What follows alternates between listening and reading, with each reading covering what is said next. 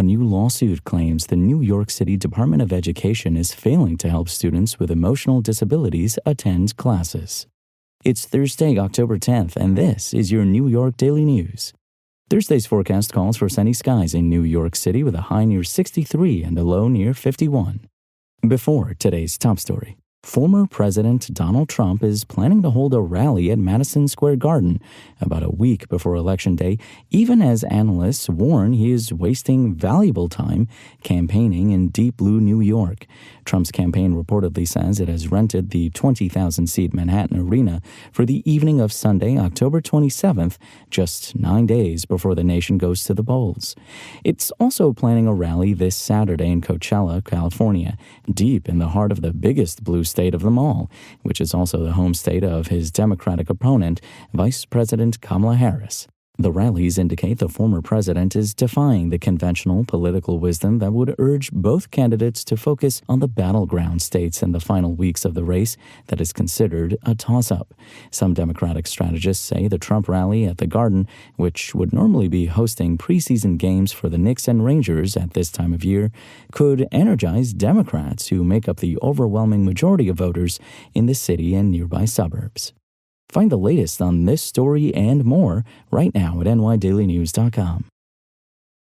New York City families are suing the nation's largest school district for failing to help their children who struggle to find the will to attend school. The class action lawsuit filed in Manhattan Federal Court Tuesday by the Legal Aid Society and the law firm Pillsbury Winthrop Shaw Pittman alleges the New York City Department of Education has denied students with severe anxiety, depression, and other emotional disabilities whose conditions cause them to frequently miss class their rights to education. They have no process for identifying students and developing strategies for getting them back into school, said Susan Horwitz, the supervising attorney of education-related cases at Legal Aid. Students can't get an education if they're not in school. If absences are the result of a disability, it is the education department's job to find a way to get them back in. C.S., a 16-year-old student on the Upper East Side named in the lawsuit by initials to protect her privacy, has avoided the classroom since she was in middle school. She was diagnosed with agoraphobia, clinical depression, and social anxiety, according to court documents. She's trapped inside her own mind, said her mom, who's identified as K.S. in the complaint, and inside these big emotions that she's going through. She has a hard time breathing. She has a hard time just thinking and focusing and concentrating. She feels these intense fears that people are either staring at her or making fun of her. From the way that she explains it to me, she really is just not able to get herself to a point of going out in public and into the schools, she added.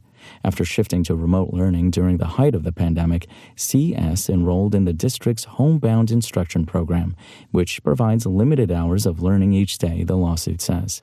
She tried a few state-approved private schools for students with disabilities like hers, but struggled with attendance and long commute times until she landed at home again. By fall 2022, her mom thought she had found a solution, a school without walls, a public high school in Lower Manhattan offering a hybrid schedule. Within a few weeks, however, C.S. started having severe panic attacks and sensory overload from the noise and class sizes of 15 students. She stopped attending in person and fell behind on coursework and eventually gave up on virtual classes too.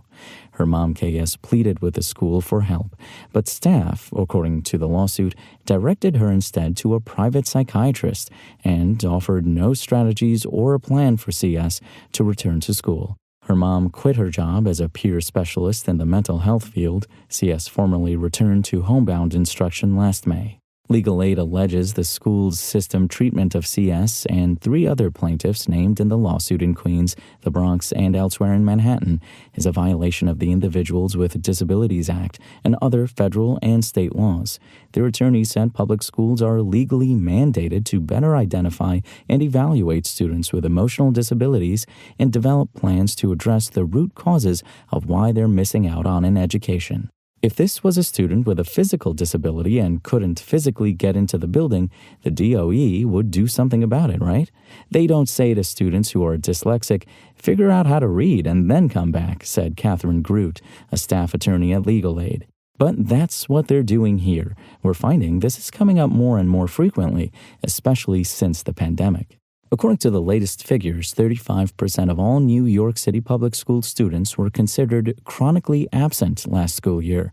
While more detailed data is not yet public, the absence rate for the city's most vulnerable students is typically higher, impacting 46% of children with disabilities during the 2022 through 2023 term.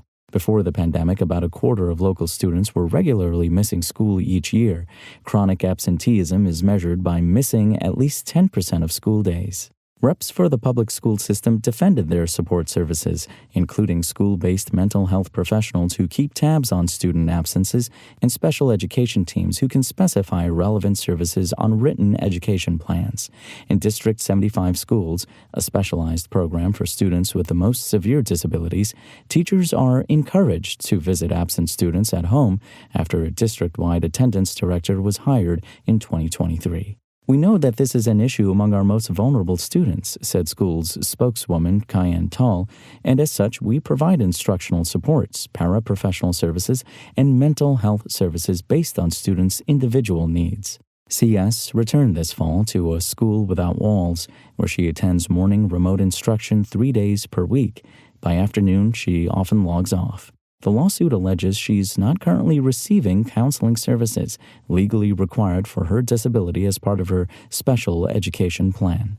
My prayers are definitely that the Department of Education will recognize that children, like my daughter, students like her, that she is capable of getting an education, KS said. She wants to go to school, but she just needs special supports.